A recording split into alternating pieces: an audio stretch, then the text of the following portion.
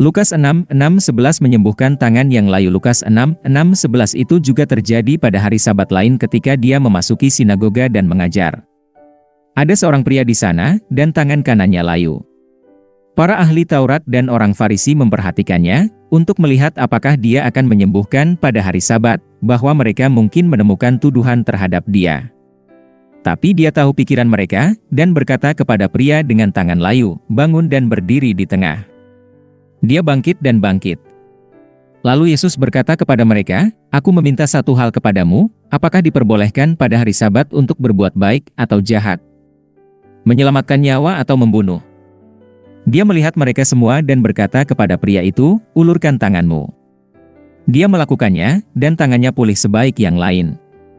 Tapi mereka marah dan mereka berbicara bersama tentang apa yang dapat mereka lakukan dengan Yesus.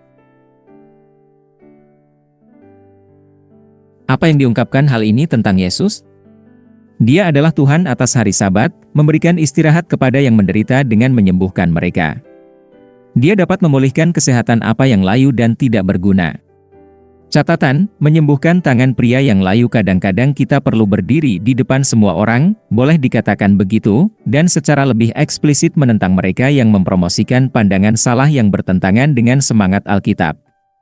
Orang-orang Farisi menganggap hari Sabat sebagai hari istirahat, tetapi karena mereka tidak mengikuti semangat hukum, mereka melakukan yang sebaliknya melalui peraturan mereka, menjadikannya hari beban bagi yang menderita, yang tidak diizinkan untuk berobat. Dokter hari itu, agar yang disebut dokter bisa beristirahat.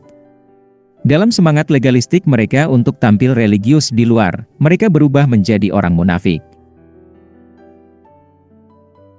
Dan alih-alih bersukacita atas pria yang disembuhkan dengan tangan ini, dia berpikir tentang bagaimana menyakiti Yesus.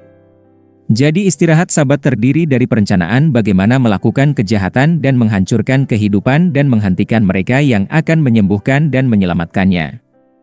Janganlah kita terlalu terjebak dalam praktik keagamaan sehingga menghalangi kita untuk mencari kesembuhan Tuhan.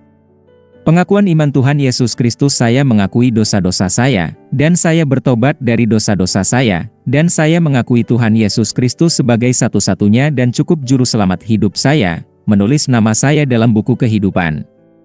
Roma 10:9 Jika kamu mengaku dengan mulutmu, bahwa Yesus adalah Tuhan dan percaya dalam hatimu, bahwa Allah telah membangkitkan Dia dari antara orang mati, kamu akan diselamatkan. Roma 10:9